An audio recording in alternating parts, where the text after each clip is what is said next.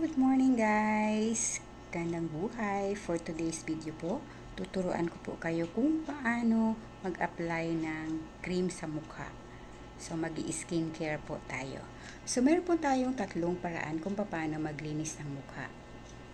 Okay, so una ay mag-cleanse, magtutone, at mag-moisturize. So, dahil liligo ko lang po ay nakapag-cleanse at tone na po ako kanina.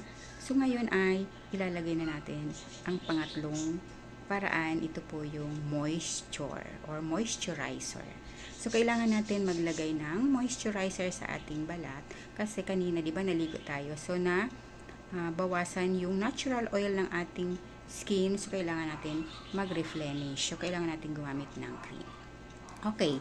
So, ito, meron akong mga skincare product na gagamitin dito. So, ang gamit ko po ay ito yung Power Cream. So, isang variant na po yan siya. Isang family na po siya. So, meron tayong eye cream, meron tayong Power Serum, meron tayong Power Cream, at meron tayong Power Multi Protection Shield. Yan, so isang family lang po ito siyang gamit ko. So, ito yung apat na product na ating gagamitin. Okay, so start na po tayo guys. So, unang-una, gagamit tayo ng eye cream. Ano ba ang purpose? Bakit tayo kailangan maglagay ng eye cream? Itong eye cream na to ay para ma-minimize yung ating eye bag. So, gagamit tayo ng beauty finger. So, dahil itong dalawang tong finger natin ay may pinaka-lightest pressure, so kailangan natin ito yung gagamitin natin para soft lang po yung paghagod natin sa ating mukha. So, maglalagay lang po tayo ng small amount. Kunti lang po, kasi kung konti madami, ganun din lang yung effect. So, ngayon, lalagay tayo dito sa baba ng ating eye. Ayan. Ito yung eye area natin. So, spread out lang po natin mula sa loob pala, papasok. Yan. Mula sa loob, papasok. Paikot lang po yan.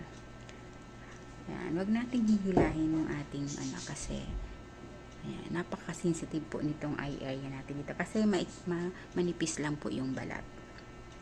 Okay, so tapos na tayo maglagay ng ating eye cream. Then, susunod tayo, maglalagay tayo ng Power Serum.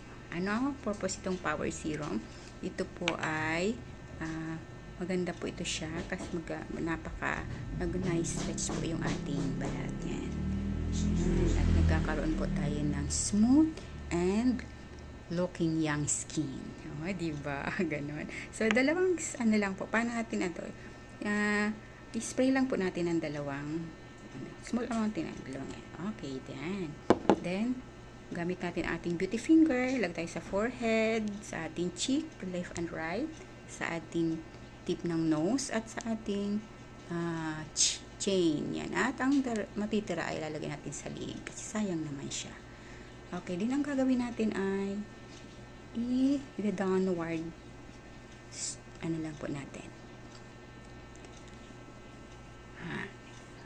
Downward, upward stroke lang po. So, kailangan mild lang po ang hagod. Yan. Para huwag nating panggigilan yung ating balat, yung ating mukha.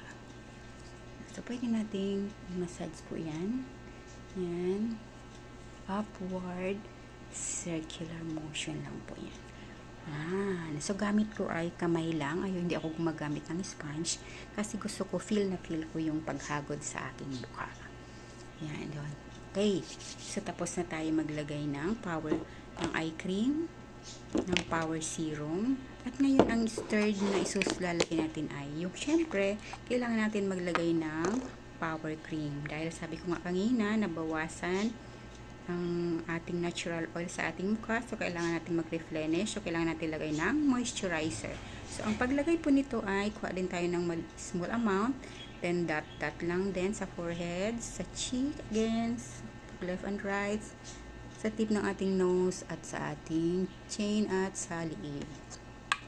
Okay, then, again, natin spread out din ulit natin. Yan, spread out natin palabas at pababa para maging pantay. Okay, so yan yung ating moisturizer. Yan. Ang kagandahan nitong Anyo Power Cream ay anti-wrinkle po siya.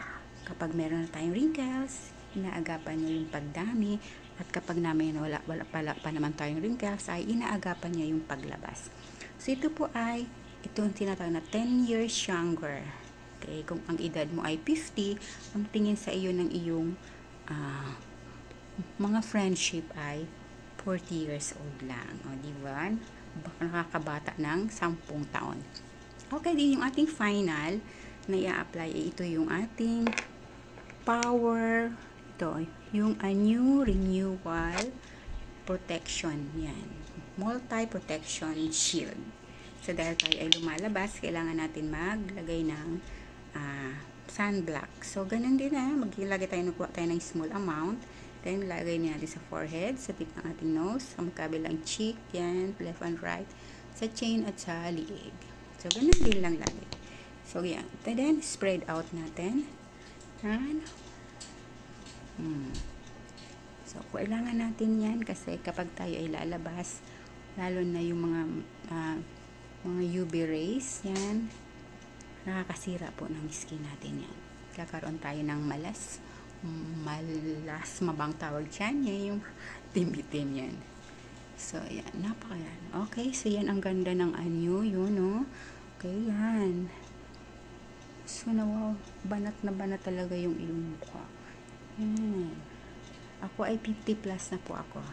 Pero, yan. Medyo hindi pa halata yung aking wrinkles kasi gumagamit ako ng Anyo. Okay guys, yan po yung ating skincare. Yan. So, gumamit ako ng Anyo Power Serum and Power Cream, Anyo Eye Cream, at Anyo Multi-Protection Shield. Yan. So, try nyo rin nyo guys kung gusto nyo. Napakaganda po nito. Hindi po kayo magsisisi kapag kayo ay gumamit ng Anyo product. Dahil ito po ay anti-wrinkle. Okay, so next time naman po tuturuan ko po kayo kung paano ang proper application ng makeup. So alam ko marunong kayo mag-makeup pero meron dapat pagkakasunod-sunod. Anong una at ano yung huli. Okay, thank you for watching guys. Sana meron kayong natututunan. Love you all. Mwah.